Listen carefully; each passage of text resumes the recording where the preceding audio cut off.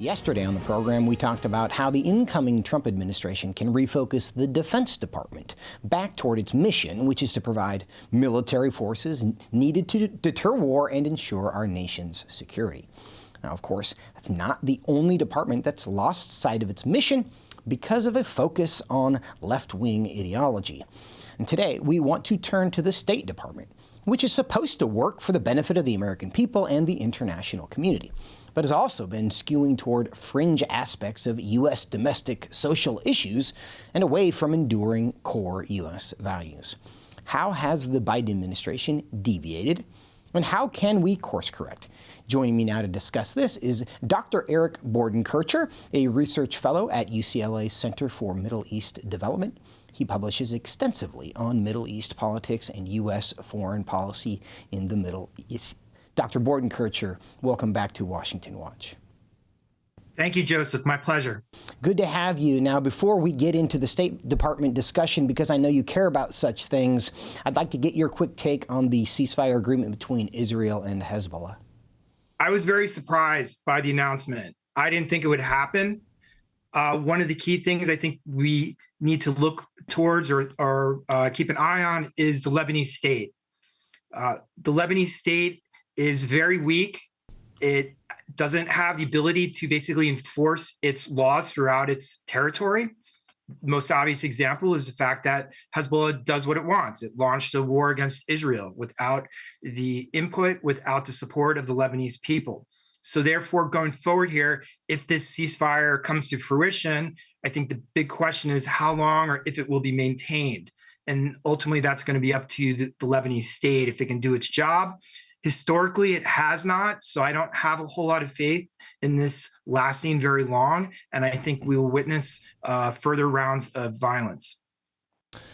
Well, it is concerning because, of course, it's a long-term problem. But yes. For now, we're going to turn to the subject of this segment, and the reason we brought you here today is about the State Department. And how would you describe kind of the priorities of the State Department under the Biden administration? I'm sorry, it froze there for a second. Joseph, can you repeat the question? Sure. How would you describe the priorities of the State Department under the Biden administration? I think they've often been out of whack. They have focused on issues that really do not advance our national interest. They, in the long term, I think, ultimately create more problems than they resolve. They push us away from opportunities at prosperity, which is one of the key fundamental issues in regards to what U.S. foreign policy is supposed to do. It's supposed to protect our country and further our interests, further our prosperity. And by focusing on these woke, or in just a more greater sense, a progressive kind of orientation, it hurts us. It hurts us with our allies particularly. And I think it is a waste of time. It's a waste of energy in regards to the U.S. government and particularly the State Department. Do you have some examples of how that has played itself out? How has the State Department attempted to kind of export progressive politics around the world? Well, for example, the president has created offices within the State Department, like special representatives, like envoys. He has the ability to do this. He has the power to do it. And for example, there's a woman in the State Department, Desiree Cormier-Smith, who is a special representative on racial equity and justice.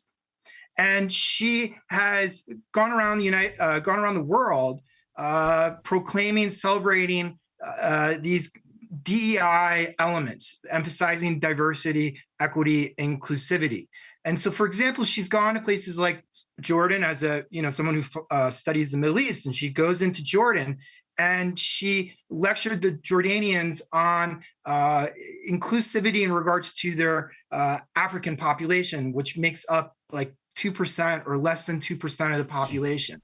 So it raises a question. It's kind of like, what are our priorities? Where is our money? Where are our energies best used? Dealing with a country like Jordan and then focusing on 2 to 1% of the population doesn't make a whole lot of sense. She's also done this in Europe in regards to the Roma people. And, where is the U.S. interest, national security interest in regards to addressing the Roma people? Why is this a priority? Why is American tax dollars being put towards these kind of agendas? And one of the things that this does is, and I think this has come out in some of this reporting that the New York Times has refused to publish, is that it creates more friction often within these countries than ameliorating problems. And kind of getting back to the question you asked at the beginning of the segment here in regards to Lebanon, it extenuates divisions. Lebanon is a very divided country. It is a country that actually has institutionalized these diversity, equity, inclusivity by incorporating all the religious communities into the government. But by doing that, it has created a weak sense of nationhood, and you get a lot of feuds between various communities. So instead of bringing nations together, what it does is it starts to slowly pull them apart. And then it also pulls the United States away from our partners, willing partners, our allies, because it also creates some distrust between the United States and these countries, because ultimately you're kind of going after the culture of these countries, particularly in the developing world, where they hold Christianity to be a very important element of their society. And to attack Christianity and to impose or leverage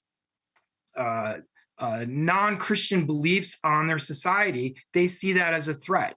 And the leadership sometimes sees this as a threat as well, because leadership in some of these countries derives legitimacy through their culture. So they see this as an attack on their society. And is this a form of kind of imperialism? Because we know that progressivism innately or historically is kind of anti-imperialism. Is this just an ideological form of imperialism? Yeah, I agree with what you said.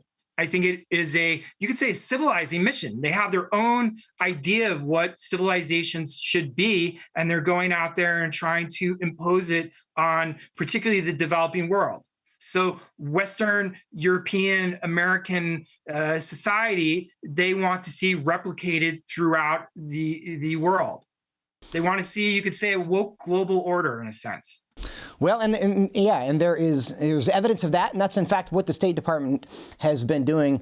Dr. Bordenkircher, I'd like to ask you to stay over. I want to continue this conversation with you and really see how might the Trump administration change the State Department priorities. That's our conversation when we come back. Stay with us. Dr. Bordenkircher, thank you for staying with us.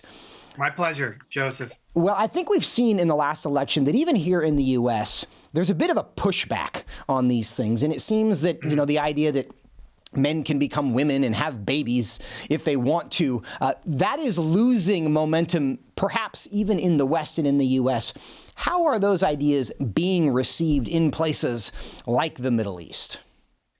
They're not well received at all. I think the Biden administration has focused a lot of this woke stuff on Africa, South America, and part of Asia. I think they've, to a large extent, avoided the Middle East, although there have been examples in regards to the embassies where they put up the Progress Pride flag, and they tweet about it in the U.S. Embassy account in Kuwait tweeted about this, I think in 2022, about people being tolerant of other people's beliefs. And that actually provoked a strong backlash by the Kuwaiti Foreign Ministry. The U.S. Charge d'Affaires was called in and told that this is not appropriate for our culture.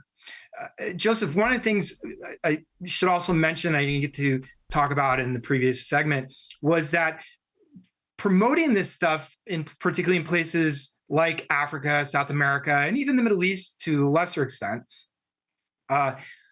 works against our interests in another way. It makes these countries look towards places like China, towards Russia, who do not bring this element to the table in regards to relations. And these developing countries will start to look more favorably on China when they want to maybe do a national infrastructure project where they need the assistance of a more advanced state or have the capabilities of like the United States, China, and they will pick China over the United States because they're not going to expect the developing world to follow these woke ideas. Yeah.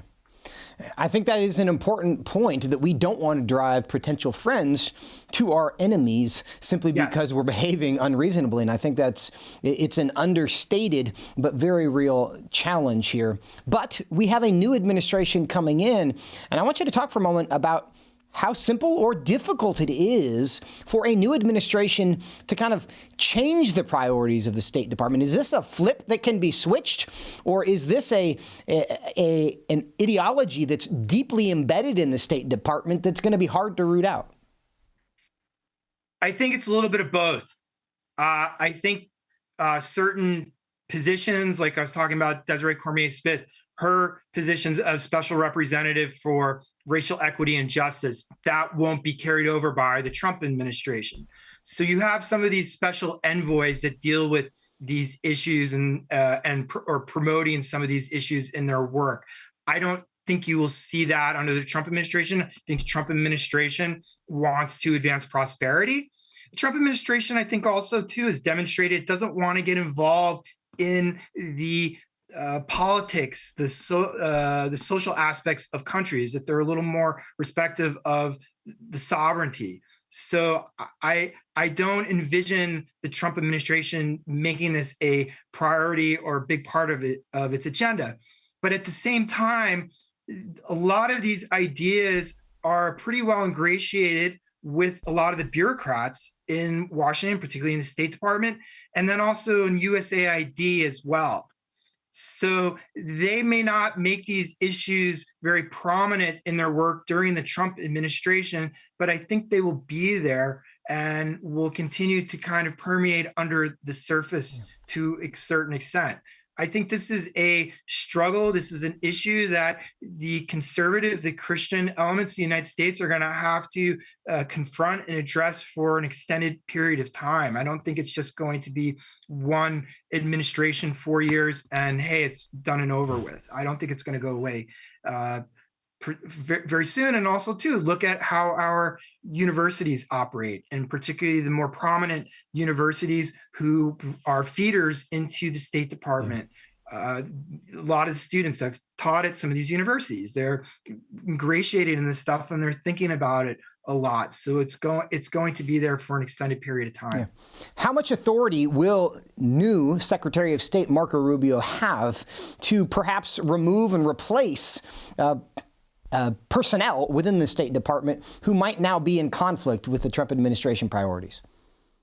I would think that would be something that they would want to do. I think based on what President Trump has said about kind of clearing out some of the government. So I would assume that some of particularly these political positions, I think will get changed out. I really think the big issue going forward with this woke agenda and our foreign policy is with USAID and what they're doing. And I know that has come up in the last couple of years in Congress about continuing to fund that and continuing to have that exist. What the process is to go about canceling something like that, I'm not that knowledgeable about those kind of procedural things. Yeah. Well, we will continue to track that, because what we don't want to have happen is the U.S. using its influence to export things that are really destructive around the world. We've seen the impact here. We don't want to send that to anyone else. Dr. Bordenkircher, thank you so much for your time today. My pleasure.